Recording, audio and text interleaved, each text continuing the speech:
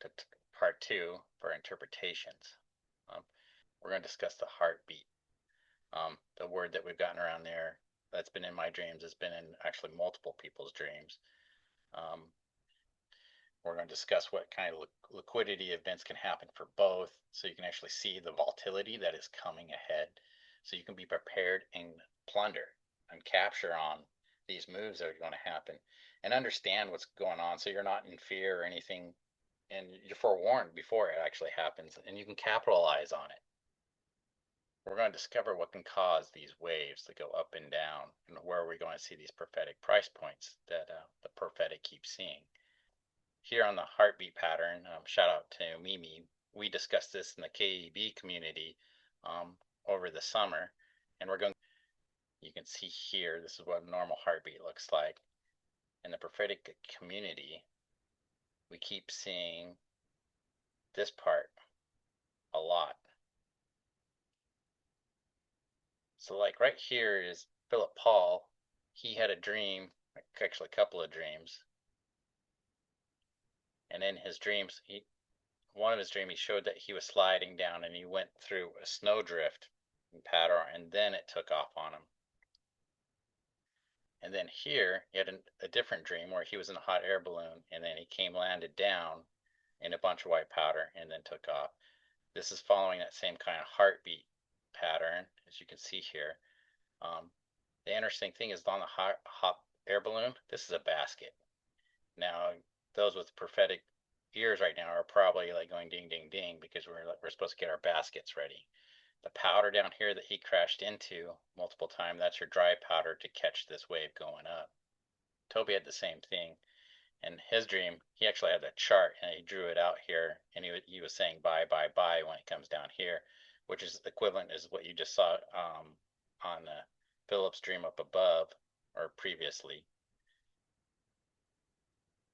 And then like even my interpretation of my dream, if you watched my video previously where I had to come up, come down, and then up, I have that same kind of pattern going on. And this is what I was really looking for in other people's dreams, because it was matching my own, this pattern. And then the channel Ancients of Days, he's actually drawing the same thing here recently too. And this is all his writing. This is what he was thinking that was going to go on, and we're going to explore exactly what he's thinking here too, and we're going to go in a little bit more in depth and continue to have a roadmap like he calls it. So what can cause here for us to have a drop? What can cause us to have a rise? Something that can cause a rise in the wave is when we go back into quantitative easing. So you can see here back in 2020 when this dip, when the vid happened, they started doing QE, and you can just see what it did to Bitcoin. It took off during that time and started all that. So right now, you can see too the repo market was having problems right before all that happened, and we're starting to see the same repo market having problems again too.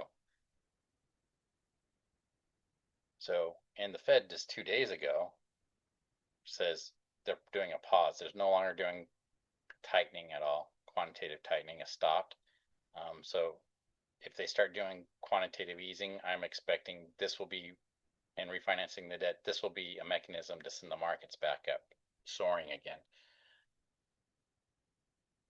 So with the Genius Act passed, it's very interesting what this can do. This is actually a very huge flywheel for government debt. This is a huge flywheel that will actually blow up the government debt, where they get lots of demand for their treasury bills and bonds. Also causes a great bull market for the crypto, and I'll explain how this works. So in the Genius Act, you have to have it back 1-to-1. So like if a person or institution wants to borrow $100,000, or if they want $100,000 to put into the crypto market, now with the Genius Act, they come over here to the exchange or a bank, deposit that money. Well, what the bank or exchange will do is they have to go get, they're not going to leave it to 1-to-1 if they can get a yield from government bonds from the Genius Act. So what they'll do is they'll come over here and they'll deposit it into the government. They pays a yield, and then turn around, and then they get the stable coins because now it's back 1-to-1, and then the person or institution receives the stable coins. And then for there, most people just would go right into the crypto market. This would be like more retail. But however, if you're an institution, that's not something what you're going to do. You're going to take the same stable coins now, and you can go buy the government debt a second time. And this is through, you can do it through Ondo, and a couple other things, and we'll get into that here shortly a little bit more. But you buy the tokenized government debt. So when you have the tokenized debt, now it comes down here. Now you're down here with the tokenized debt. And then from there, you can actually borrow against your tokenized debt and then go into the crypto market. This $100,000 can literally be almost in 3 places at once. Not quite, because the amount of money that you can borrow right now from your tokenized debt is around 70 to 85%. It's not a full back 1-to-1. Borrowing, it's your LTV ratio, and that's a loan to value ratio is what that stands for. So in this case, like, you could borrow up to 80K. If you come down here, here's some real life examples of like borrowing and what the loan to value ratios would be for what you're borrowing against in government debt, that you could put back into the crypto market. So you're looking from 70 to 85%, depending on how you did it. And you can pause and read this if you want. I'm just giving you the short clip notes on how this works. So you can see here now $100,000 with the Genius Act can actually be multiplied and cause the government debt to be in 2 spots at once, which will just balloon it. So they create huge demand, and then you're creating huge demand here. So you can see this is a huge flywheel for demand for government debt. And it's also a flywheel to generate a lot of money going into the crypto market.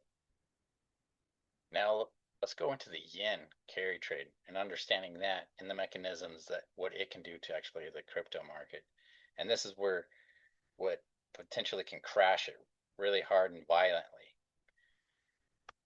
So like, I'm just going to give you, you can pause and read this as we go through, or I'm just going to give you the cliff notes again on this.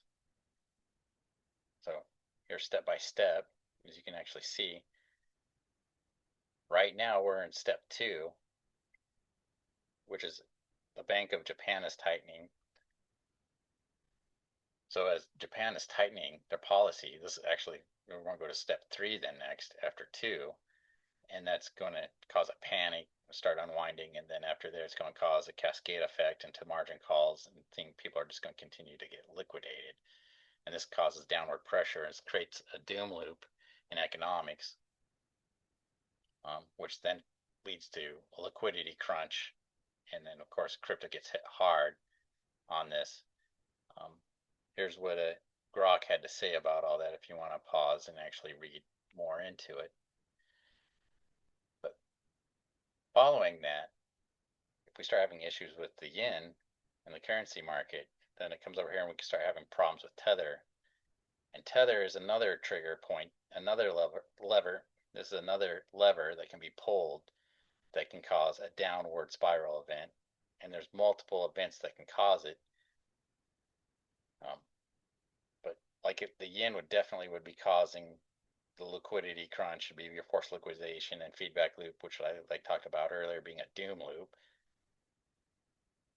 and the contagion just spreading. And you can pause and read this. Like I said, I'm just giving you the cliff notes. Here's an interesting thing about the leverage being exposed. You can see right here, even Grok talks about a flash crash when leverage is exposure, when people start getting liquidated, how it can cause a flash crash. So those people that are, the prophetic that are seeing, 10 cents, $1 Bitcoin, it's very possible. Here I'm just showing you the mathematics behind it and how it can actually happen.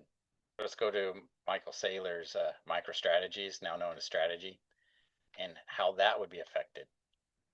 So for them to start selling their Bitcoin, their average price per purchase is 74. So that is kind of the danger zone for where they're at if the price of Bitcoin, because remember, they bought Bitcoin and then leveraged against the Bitcoin, borrowed against the Bitcoin, and then bought more Bitcoin, and they kept repeating this pattern. Um, so now they're highly leveraged in Bitcoin. So according to Grok, it's still market. They can still refinance when it hits 74, but it's highly likely a trigger event for them is when it hits $25,000 for Bitcoin, and then from there they're going to start selling their Bitcoin, and then that just puts even more pressure. Puts that This even puts more pressure then on the market to continue to drop. You can see it's a domino effect that can be caused by all this. So this is me speculating, thinking what could possibly happen to actually make all these prophetic words actually come to pass. And that's where we have the quantitative easing right here. We go up, either the yen trade or one of the other trigger points, one of the other levers cause it to go down. And then Trump plays his card of the Genius Act, and then it launches the crypto market back up, and all markets actually at this point, because the sheer amount of money that will be start flowing into it because people want the double yield, and then to also invest in the crypto market during that time. We'll get a nice little moon rocket going up, and time wise, I'm thinking this might be in January, and this is probably in December is what I'm thinking, right before Christmas. But this is definitely our time to plunder right in here when during a crash. Same thing over here. I think we're gonna have another plunder event coming, and that's for another video. We'll do a part 3 for that. Hopefully you guys enjoyed the video. Let me know if you guys have different or even some more pieces to the puzzle. Send me an email. I'd love to hear it. And see if we can't figure it out and help the body of Christ in this. God bless, and I'll talk to you guys later.